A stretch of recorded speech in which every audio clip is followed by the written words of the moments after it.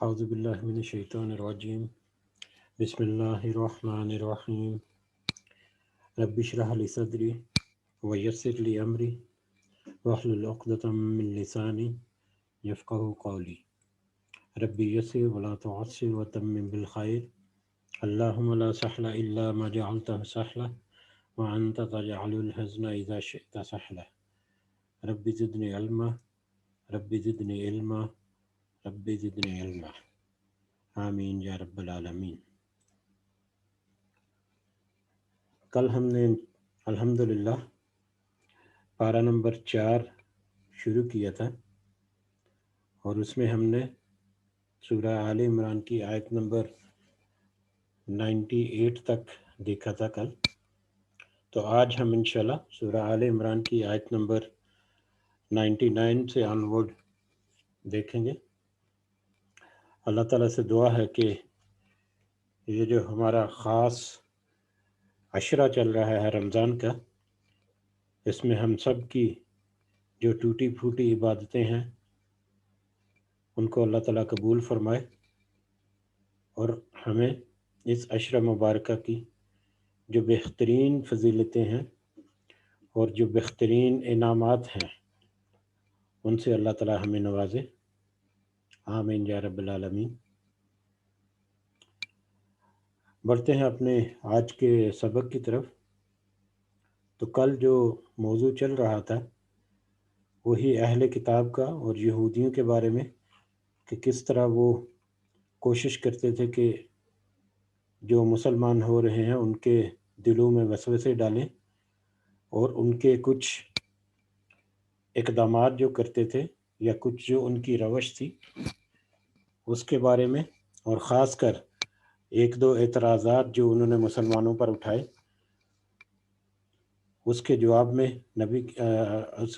اللہ تعالیٰ نے قرآن کریم میں کچھ معلومات جو ہیں وہ سامنے رکھیں اور ان کو چیلنج کیا کہ تم جو کچھ کہہ رہے ہو وہ یقیناً غلط ہے، تم اللہ پر جھوٹ باندھتے ہو، جبکہ اللہ کی طرف سے تو ایسی کوئی باتیں جو ہیں تمہاری شریعت میں یا حضرت ابراہیم علیہ السلام کی جو شریعت تھی یا ان کی جو تعلیمات تھی ان میں تو کوئی بھی نہیں تھی۔ تو اس میں کل جو ہم نے دیکھا تھا کہ ایک تو انہوں نے یہ اعتراض کیا تھا کہ کچھ چیزیں تو حرام تھیں اہل کتاب میں یا یہودیوں میں، جو اللہ کی طرف سے حرام تھی تو پھر مسلمانوں نے اپنے اوپر کیوں حلال کر لی۔ اس میں اونٹ کے گوشت کے بارے میں ذکر ہوا جو حضرت یعقوب علیہ السلام نے کسی کراہت کی وجہ سے یا کسی بیماری یا کسی نظر کی وجہ سے، کسی منت کی وجہ سے انہوں نے اس کو اپنے اوپر حرام کر لیا تھا یا وہ اس کو استعمال نہیں کرتے تھے، لیکن پھر ان کی اولاد جو ہے وہ اسی پریکٹس کو لے کر چلتی گئی، جبکہ تورات میں تو کچھ ایسا نہیں تھا۔ اور اللہ تعالیٰ نے ان سے کہا کہ یہ ساری چیزیں تو حلال تھیں، حضرت ابراہیم علیہ السلام کے زمانے سے حلال تھیں، اور اگر تمہیں اس میں کوئی شک ہے تو ٹھیک ہے، نبی کریم صلی اللہ علیہ وسلم سے کہا کہ آپ ان سے کہیں کہ آپ تورات لے آؤ اور ہمارے سامنے تورات پڑھو کہ کہاں پر لکھا ہوا ہے کہ اس طرح کی حرام چیزیں جو ہیں مطلب اونٹ کا گوشت وغیرہ یا اس طرح کی چیزیں جو تمہاری شریعت میں حرام تھی۔ اسی طرح سے انہوں نے جب تحویل قبلہ کے بارے میں اعتراضات کیے کہ مسلمانوں کا یا دین ابراہیمی جو ہے ان کا قبلہ جو ہے وہ تو بیت المقدس تھا، مسلمانوں نے تو اپنا ایک نیا قبلہ جو ہے مکہ المکرمہ جو ہے اس کو بنا لیا۔ تو اس کا بھی جواب پھر اللہ تعالیٰ نے یہ قرآن کی کچھ آیات میں دیا کہ پہلا گھر جو ہے اللہ کا وہ تو مکہ مکرمہ میں ہی تھا، جس کی بنیادیں جو ہیں حضرت ابراہیم علیہ السلام اور حضرت اسماعیل علیہ السلام نے بلند کی تھیں، اور وہاں پر مقام ابراہیم بھی ہے جو ایک اور بہت بڑی اور بہت کھلی نشانی ہے۔ اور یہ جو مکہ مکرمہ میں جو بیت اللہ ہے، خانہ کعبہ ہے، یہ تو امن کی جگہ ہے، اور یہاں پر جو بھی آتا ہے وہ امن پا جاتا ہے۔ اور اگر تم یہ کلیم کرتے ہو کہ تم دین ابراہیمی پر ہو، تو یہ تو دین ابراہیمی یا ابراہیم علیہ السلام کی سنتیں اور انہی کی نشانیاں ہیں جو مکہ مکرمہ میں موجود ہیں۔ اور پھر حج کا کرنا جو ہے یہ ابراہیم علیہ السلام کی ہی سنت ہے، اور حج کے بہت سارے ارکان جو ہیں وہ حضرت ابراہیم علیہ السلام سے ہی چلتے آ رہے تھے. تو یہ ایک دوسرے ان کے اعتراض کا جواب بھی جو دیا اللہ تعالیٰ نے. تو پھر 98 نمبر آیت میں ہم نے کیا دیکھا تھا کل کہ اللہ تعالیٰ کہہ رہے ہیں آپ کہہ دیجئے، نبی کریم صلی اللہ علیہ وسلم کہہ رہے ہیں کہ آپ کہہ دیجئے کہ اے اہل کتاب تم کیسے کفر کرتے ہو یا کیسے تم انکار کرتے ہو اللہ کی آیات کا، جب تم تو خود گواہ ہو، جبکہ تمہیں خود پتہ ہے کہ یہ ساری چیزیں جو ہیں، یہ سارے جو آیات، یہ ساری نشانیاں، یہ ساری معلومات جو قرآن مجید میں دیں اللہ تعالیٰ نے، یہ سب حق اور سچ ہیں، اور سب جو ہے ان معلومات کی تصدیق کرتے ہو اپنی کتابوں میں، لیکن اس کے باوجود تم ان سے کیوں انکار کرتے ہو؟ تو آیت نمبر 99 کی طرف بڑھتے ہیں آج. اعوذ باللہ من الشیطان الرجیم. کل کہہ دیجئے، آپ کہہ دیں، یا اہل الکتابی، اے اہل کتاب، لما تصدون، تم کیوں روکتے عن سبیل اللہ، اللہ کے راستے سے، من آمن، جو ایمان لائے، تبغونہا، کیا تم سب چاہتے ہو اس میں عوجن، کجی، کوئی کجی چاہتے ہو اس میں، وانتم شہداء، حالانکہ تم خود گواہ ہو. اب جیسا کہ پیچھے تسلسل میں ہم نے پڑھا اور بہت موقعوں پر ہمارے اوپر یہ مطلب وضاحت ہوئی کہ بنی اسرائیل یا اہل کتاب جو تھے، اور اس میں خاص کر یہودی تو تھے، ان کی یہ بہت مطلب سٹرانگ خواہش تھی، بہت قوی خواہش تھی ان کی، کہ جو مسلمان ہو رہے ہیں وہ واپس اپنا دین چھوڑ کر واپس کفر کی طرف چلے جائیں. اور پچھلی آیات میں ہم نے دیکھا تھا کہ انہوں نے جب انہوں نے دیکھا کہ مسلمان جو ہیں وہ تو اپنی طاقت میں بڑھتے جا رہے ہیں اور اپنے عقیدے میں بھی بڑھتے جا رہے ہیں، اور جو مسلمان ہوتے ہیں وہ تو اس قدر پکے مسلمان ہوتے ہیں اور اسلام کا تو اس قدر ان پہ اثر ہوتا ہے، تو وہ کسی صورت بھی دین کو یا اسلام کو چھوڑنے پہ راضی نہیں ہوتے. تو انہوں نے ایک ترکیب چھوٹی کہ کچھ لوگوں کا تیار کیا، جن کو برین واشنگ کی کہہ لیں ان کو، یا ان کو تعلیمات دیں یا ان کو ہدایات دیں کہ ایسے تم صبح ان لوگوں میں شامل ہو جاؤ اور ایمان کا اقرار کرو، اعلان کرو کہ ہم نے ایمان یا اسلام قبول کر لیا، اور رات کے وقت یا کچھ عرصے کے بعد تم ان کے دین کو چھوڑ کر واپس آ جانا، تاکہ جو لوگ نئے مسلمان ہو رہے ہیں ان کے دل میں بھی وسوسے پیدا ہوں کہ یہ جو یہودی جو ہیں ان کے پاس تو سارا علم پہلے تھا اور یہ تو پڑھے لکھے لوگ ہیں، اگر یہ دین کی طرف، اسلام کی طرف آ کے واپس چلے گئے ہیں تو یقیناً کوئی نہ کوئی ایسی بات ہوگی جو ان کی کتابوں میں یا ان کی جو نشانیاں تھیں ان کے اوپر پوری نہیں اترتی ہوں گی. تو اس طرح کی بہت سارے معاملات جو ہیں وہ ہم نے بہت بار بار پڑھے ہیں. تو اسی کی طرف یہاں پر بھی اشارہ ہے کہ اے اہل کتاب تم کیوں روکتے ہو اللہ کے راستے سے ان لوگوں کو جو ایمان لے کر آتے ہیں؟ تو کیا تم ان میں کجی چاہتے ہو؟ کیا تم یہ جو رسول صلی اللہ علیہ وسلم جو آئے ہیں، یہ قرآن جو نازل ہو رہا ہے، یا شریعت محمدی جو ہے، جو تمہاری کتابوں کی تصدیق کرتا ہے، اور تمہاری کتابیں جو ہیں وہ ان کی رہنمائی یا ان کی نشانیاں یا ان کی بشارت جو ہے وہ بھی دیتی تھیں، تو یہ سب کچھ جاننے کے باوجود وَأَنْتُمْ شُهَدَاءُ، حالانکہ تم سب خود گواہ ہو، یعنی تمہاری کتابیں جو ہیں تمہاری کتابوں نے تمہارے اوپر بیان کیا، تم نے ان کو پڑھا، تم نے ان کو سمجھا، اور یہ ساری جو نشانیاں ہیں جو ان کتابوں میں موجود ہیں وہ واضح ہو جانے کے باوجود مطلب واضح ہو گئی. اس کا مطلب ہے کہ تم گواہ ہو کہ یہ جو سلسلہ نبوت جو چل رہا تھا، جو نبی کریم صلی اللہ علیہ وسلم کے پر آ کے رکا، تو یہ تو حق اور سچ ہے. وَمَا اللَّهُ بغافل، اور نہیں ہے اللہ غافل، اور اللہ غافل نہیں ہے عما تعملون، اس سے جو تم عمل کرتے ہو. اب اس دھوکہ دہی کے عمل میں یا دوسروں کے وسوسے ڈالنے کے عمل میں یا جس طرح کے بھی تمہارے اعمال ہیں، اللہ تعالیٰ جو ہے تو وہ تو ان میں سے تمہارے کسی بھی ظاہری یا پوشیدہ عمل سے غافل نہیں ہے. اللہ کے علم کے احاطے میں ہر چیز جو ہے وہ موجود ہے. آیت نمبر 100 کی طرف چلتے ہیں. 100 نمبر آیت. یا ایھا الذین اے لوگو آمنو، جو ایمان لائے ہو، ان تطیعوا، اگر تم پیروی کرو گے، اگر تم اتباع کرو گے، یا اگر تم مان لو گے، فریقاً، ایک گروہ کی بات، اگر تم ایک گروہ کی پیروی کرو گے، من الذین، ان لوگوں میں سے، اوتو جن کو دی گئی یا سب کو دی گئی الکتاب کتاب، یردوکم وہ سب تمہیں لوٹا دیں گے، بعد ایمانکم تمہارے ایمان لانے کے بعد، کافرین کفر کی حالت میں یا کفر کی طرف۔ اب یہاں پر جو مسلمان، جو نئے مسلمان ہو رہے ہیں یا مسلمانوں کا جو گروہ، جو مسلمان ہو چکے، جو اسلام پہ آ چکے، جنہوں نے ایمان قبول کر لیا، یہاں پر ان کو ہدایت دی جا رہی ہے، اور یا ان کو ایک ان کے سامنے مطلب حالات بھی کہہ لیں کہ واضح ہو گئے کہ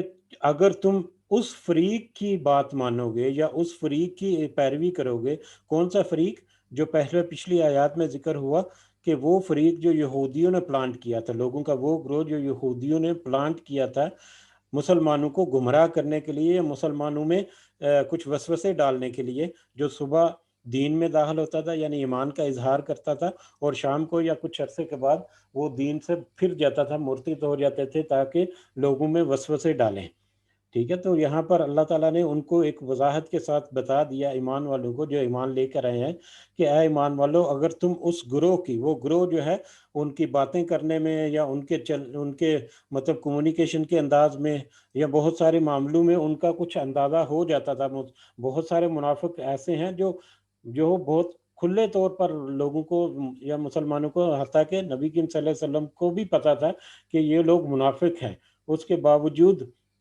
مطلب ان کے ساتھ ایک مطلب پیار والا برتاؤ رکھا اور ایک آؤ بھگت رکھی، تاکہ مسلمانوں کے اندر پھوٹ نہ پڑے، اور تاکہ جو دوسرے مذاہب ہیں یا دوسرے ارد گرد کے لوگ ہیں ان میں کوئی نیگیٹو امپیکٹ نہ جائے اسلام کے بارے میں یا مسلمانوں کے بارے میں، یا اور بھی بہت ساری وجوہات ہیں، بہت ساری اور بھی وجوہات ہیں جن کا تذکرہ کرنا یہاں پر ممکن نہیں۔ تو کسی نہ کسی طریقے سے ڈیلی کے کمیونیکیشن میں یا ایک دوسرے سے بات چیت کرنے میں کچھ اندازہ ضرور ہو جاتا تھا کہ یہ فریق یا یہ گروہ یہ منافقوں کا گروہ ہے، یا یہ شخص جو ہے یہ کچھ نہ کچھ منافقت کر رہا ہے۔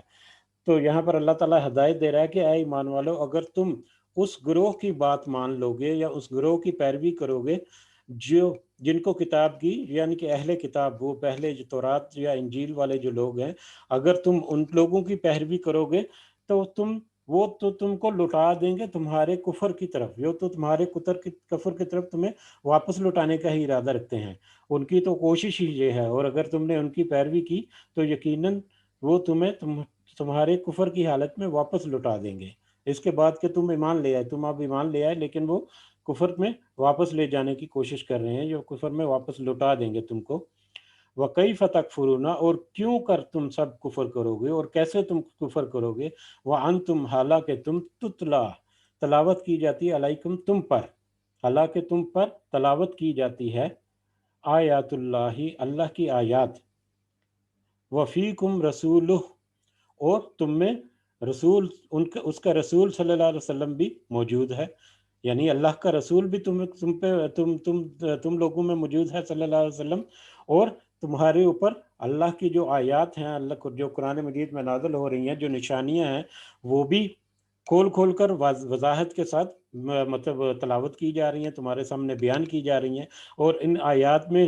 جو تم نے سنا، جو آیات نازل ہوئیں، جس کا تذکرہ ہوا، وہ سب کے سب منو ان اسی طرح سے سچ ثابت ہوئی، جو اہل کتاب کے مسئلے جو مطلب بارے میں آئی، یا مشرکین کے بارے میں آئی، یا منافقین کے بارے میں آئی، یا یہودیوں کا عیسائیوں کا جو گروہ تھا، جو مباہلے کے لیے آیا تھا، مباہلے کے لیے نہیں، مناظرے کے لیے آیا تھا، جن کے ساتھ مباہلہ جو اس کا بھی معاملہ پیش آیا، یا اس طرح کی جتنی آیات اللہ تعالیٰ نے قرآن مجید میں نازل کی، وہ سب کی سب حق اور سچ ہیں، اور ان کے فزیکلی ٹیسٹ بھی کیا جا چکا کہ کسی بات میں کوئی جھوٹ نہیں۔ تو یہ سب چیزیں تو تمہارے اوپر تلاوت کی جاتی ہیں، اور تم میں رسول بھی موجود ہے صلی اللہ علیہ وسلم، جو اللہ کی طرف سے مبعوث کیا گیا، تو اس کے باوجود تم کیسے کفر کر سکتے ہو؟ ان سب چیزوں کے ہونے کے باوجود تم کیسے کفر کر سکتے ہو؟ وَمَن يَعْتَصِم اور جو مضبوطی سے تھام لے گا، اور جو چپک جائے گا، جو چمٹ جائے گا یا مضبوطی سے تھام لے گا، باللہ اللہ کے دامن کو، یا اللہ کو، جو اللہ کے دامن کو مضبوطی سے تھام لے گا، فقد تو ضرور ہدیہ اس کو ہدایت مل جائے گی، وہ ہدایت یافتہ ہو جائے گا، الی صراط مستقیم سیدھے راستے کی طرف۔ جو اللہ کے راستے کو، اللہ کے دامن کو یا اللہ کی رسی کو یا اللہ کو مضبوطی سے تھام لے گا، اللہ کے ساتھ مضبوطی سے چمٹ جائے گا، تو ضرور وہ اللہ کی طرف سے سیدھے راستے کی ہدایت پائے گا، اذکر ضرور اللہ تعالیٰ کی طرف سے سیدھے راستے کی ہدایت مل جائے گی۔ یا ایھا الذین، اے لوگو، آمنو، جو ایمان لائے ہو، اے ایمان والو، اتقوا اللہ، اللہ سے ڈرو، اللہ سے ڈرو، حق تقاتہ، جس طرح سے ڈرنے کا حق ہے، جس طرح حق ہے اس سے ڈرنے کا۔ یا ایھا الذین آمنوا اتقوا اللہ حق تقاتہ، اے ایمان والو اللہ سے ڈرو جس طرح اس سے ڈرنے کا حق ہے۔ ولا تموتن، اور تمہیں ہرگز موت نہ آئے، الا، مگر، وانتم، اور تم اس حال میں ہو یا تم ہو مسلمون، مسلمان۔ اب یہ آیت بہت امپورٹنٹ ہے،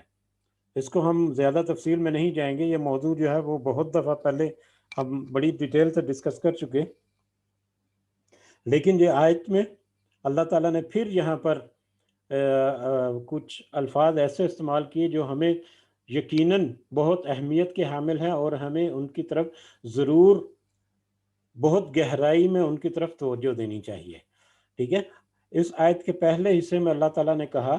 کہ اے ایمان والو، اے وہ لوگو جو ایمان لائے ہو، اور ایمان لائے ہو کا مطلب جس نے اللہ کی وحدانیت پر ایمان لائے، توحید پر، جو رسالت پر ایمان لے کے آئے، جو نبیوں پر اور فرشتوں پر اور کتابوں پر اور سارے جتنے بھی مطلب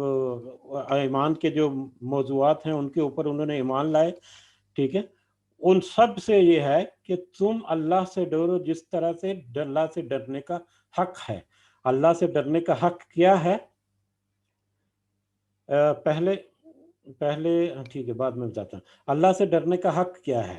کہ کیا حق ہے، کس طرح سے ڈرو کہ اللہ سے ڈرنے کا حق کیا ہے، کہ ہر لمحہ، تمہارا ہر لمحہ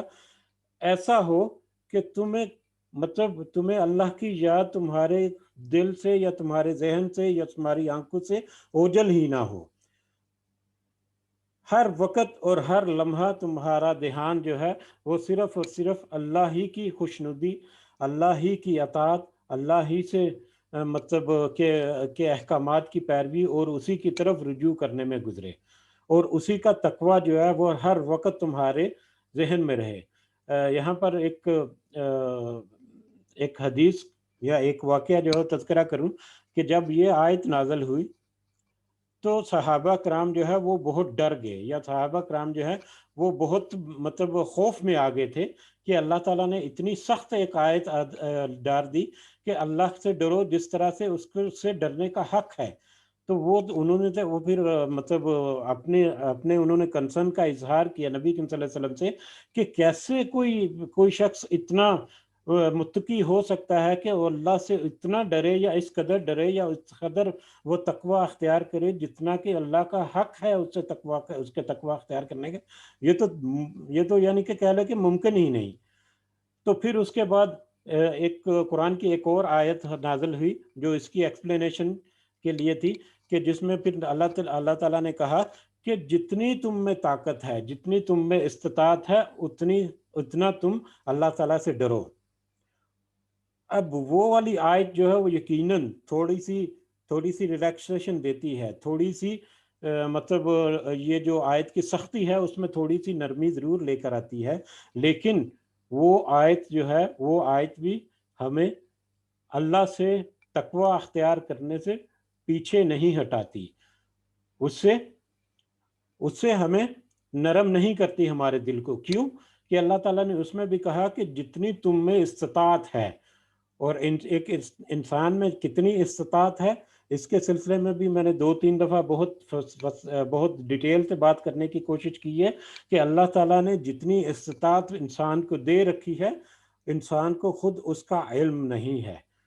اگر وہ اپنی ساری استطاعت جو ہے وہ دنیا کے معاملوں میں بہت ہی اچھے طریقے سے خرچ کرتا ہے، ٹھیک ہے، دنیا کے معاملوں میں بہت ہی اعلیٰ قسم کی اس کے اعلیٰ ظرف ہیں، وہ بہت اعلیٰ قسم کی مینجمنٹ کرتا ہے اپنی زندگی کی، اپنے بچوں کی، اپنے گھر بار کی، اپنے مطلب کاروبار کی، اپنے مال کی، ہر چیز کی، تو وہ ساری استطاعت ہے جو اللہ تعالیٰ نے اس کو دی ہوئی۔ اب ان ساری استطاعت کو جو اللہ تعالیٰ نے اس کو نعمتیں دی، اللہ تعالیٰ نے اس کو ہمتیں دی، اللہ تعالیٰ نے اس کو جو توفیق دی، اللہ تعالیٰ نے اس کو جو صحت دی، اس کو فہم دیا، اس کو عقل دی، یہ ساری جو سکلز اللہ تعالیٰ نے اس کو دیں، وہ اس کی استطاعت میں آ جاتی ہیں کہ کس حد تک ان سکلز کو تم نے یوز کیا اللہ سے ڈرنے کے لیے۔ تو وہ آیت بھی کچھ ریلیکسیشن اس آیت کی سختی سے تھوڑا سا بچاتی ہے، لیکن اس میں بھی بہت کڑواہٹ ہے، اس میں بھی کرواہٹ نہیں کہنا چاہیے یقیناً، لیکن اس میں بھی ایک پہلو ایسا ہے جو چھپا ہوا ہے جس کو ہمیں جاننا ہے، اور یقیناً اللہ تعالیٰ نے ہمیں یہ بھی استطاعت دی ہے کہ ہم اس چھپے ہوئے پہلو کو جان سکیں۔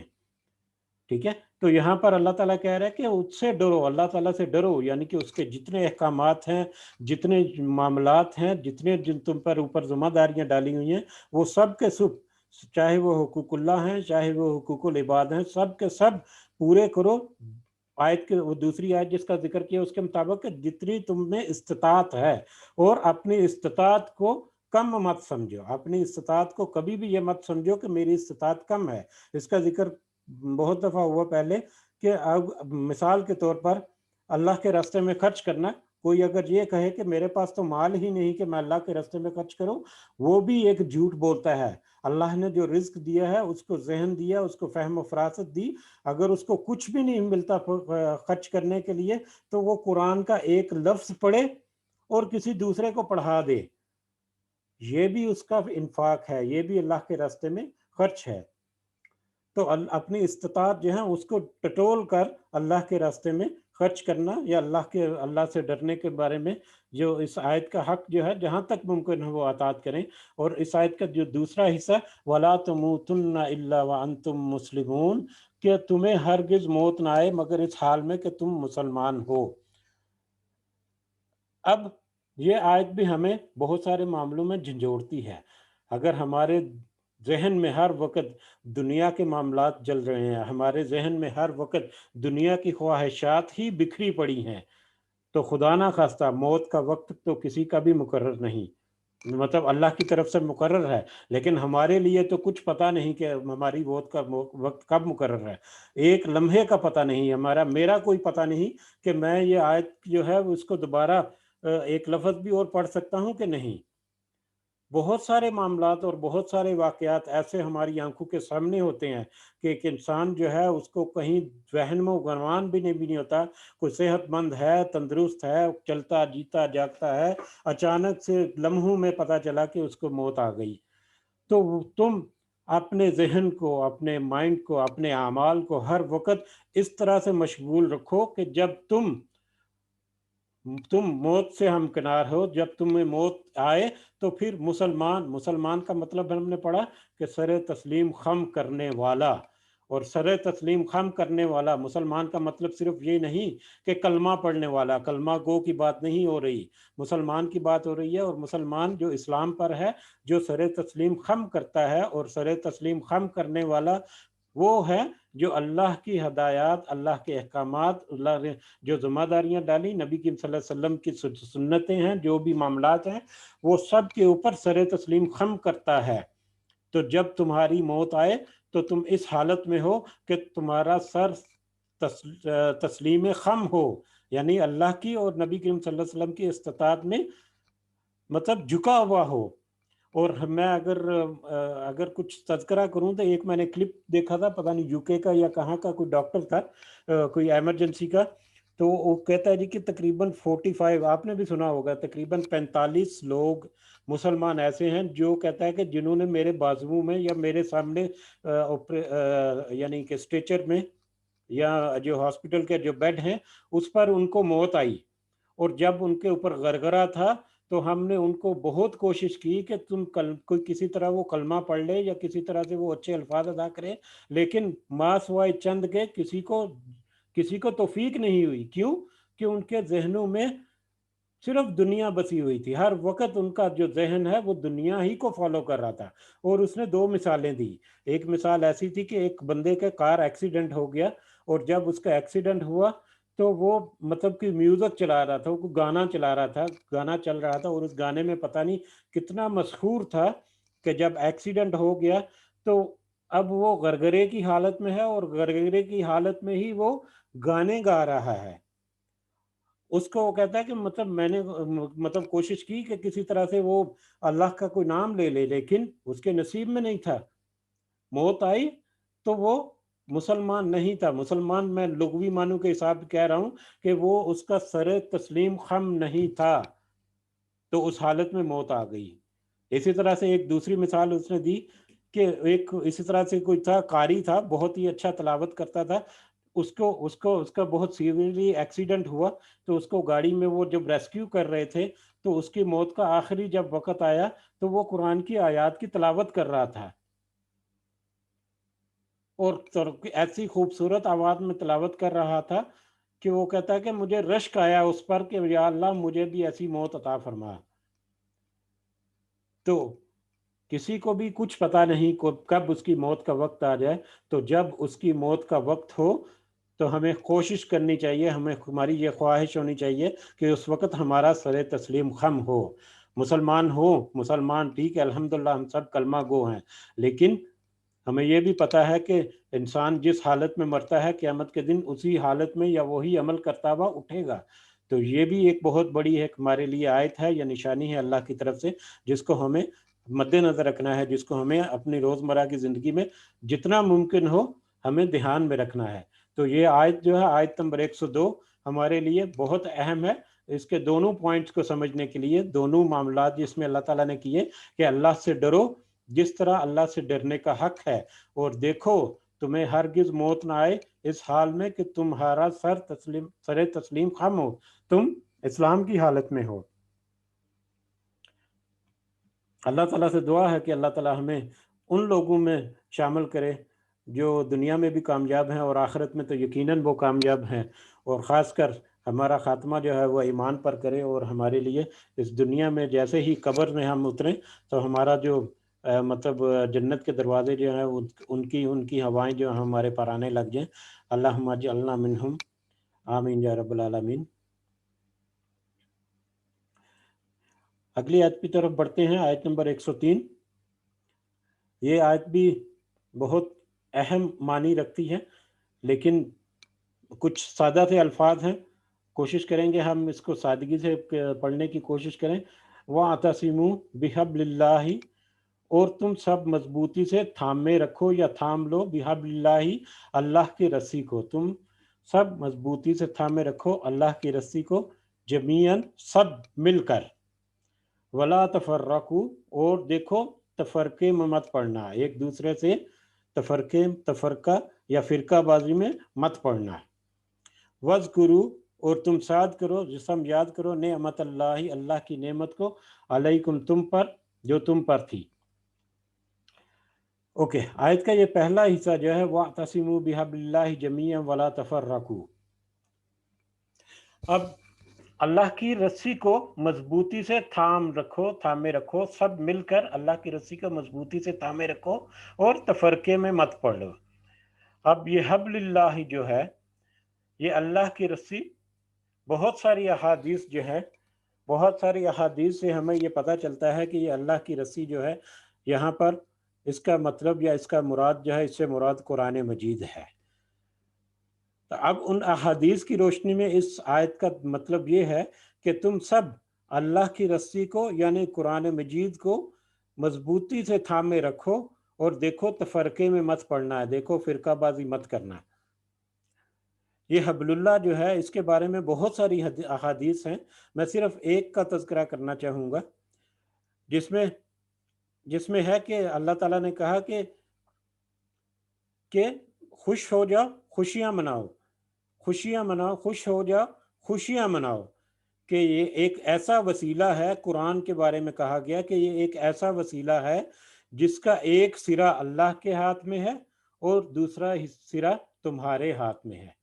یعنی یہ ایک ایسی رسی ہے جس کو ایک سرے سے اللہ تعالیٰ نے تھاما ہوا ہے، اور دوسرے سرے میں یہ مسلمانوں کے پاس موجود ہے اس کو مضبوطی سے تھامنے کے لیے. اور یہ رسی ایک ایسی رسی ہے، یا یہ کتاب ایک ایسی کتاب ہے جو ڈائریکٹ اللہ تعالیٰ کے ساتھ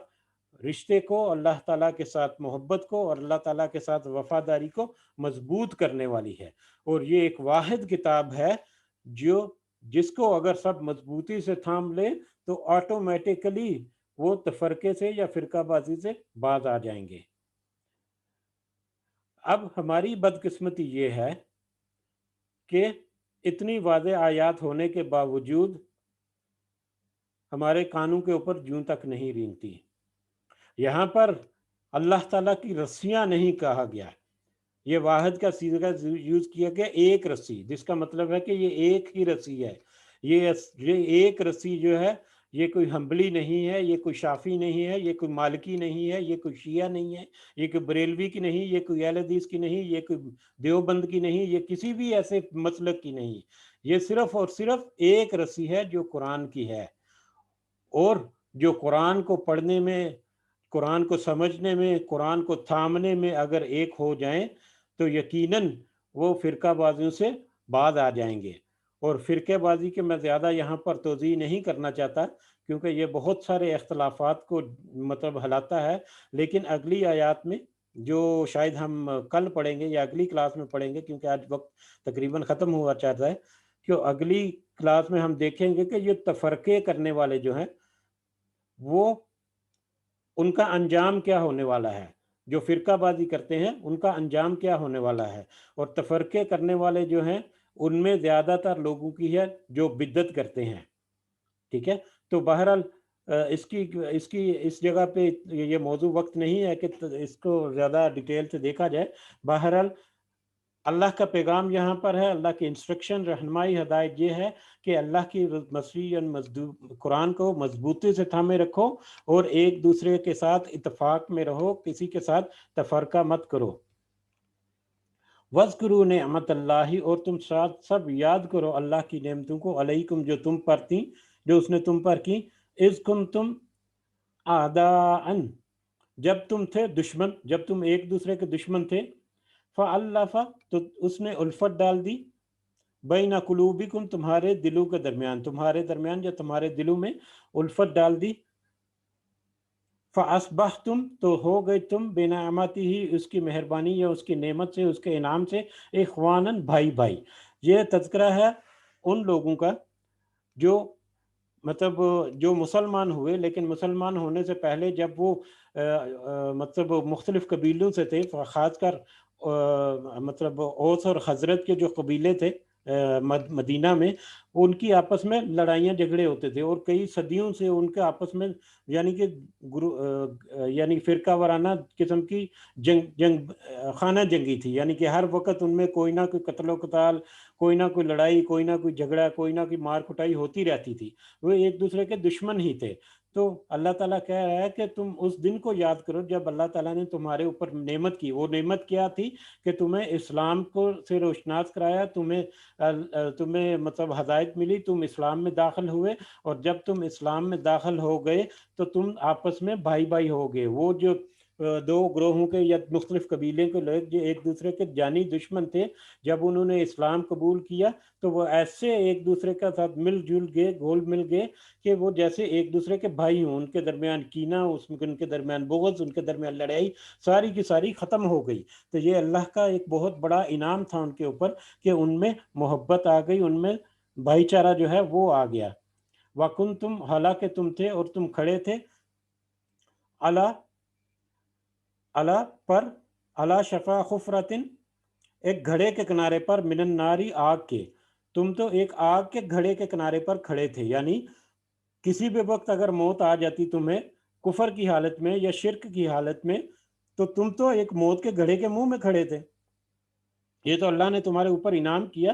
کہ تمہیں ہدایت ملی اور تم ایمان لے آئے اور مسلمان ہو گئے اور اللہ کا کلمہ پڑھنے لگ گئے اور مسلمانوں کے ساتھ ہو. تو یہ اللہ تعالیٰ کی بہت انعام ہے کہ اللہ تعالیٰ نے تمہیں اس گھڑے سے بچا لیا جس کے کنارے پر کھڑے تھے, اور وہ گھڑا جو ہے وہ آگ کا تھا. فَأَنْقَذَكُمْ, تو اس نے بچا لیا تمہیں, منہا, اس سے, اس دوزخ کے گڑھے سے یا اس دوزخ کی آگ سے یا اس آگ کے گڑھے سے اللہ تعالیٰ نے تمہیں بچا لیا. کذالک یبین اللہ, اسی طرح سے اللہ تعالیٰ بیان کرتا ہے لکم, تمہارے لیے, آیاتی ہی, اپنی آیات کو, اپنی نشانیوں کو, اپنے اپنے اپنی ہدایات کو لعلکم تہتدون، تاکہ تم ہدایت پا جاؤ۔ اسی طرح سے اللہ تعالیٰ کھول کھول کر تمہیں بتاتا ہے کہ کس طرح سے تمہارے اعمال درست ہوگے اور کس طرح سے تم اپنے معاملات کو درست کرو، تاکہ تمہیں اس دنیا میں بھی کامیابی نصیب ہو اور آخرت میں بھی تمہیں کامیابی نصیب ہو۔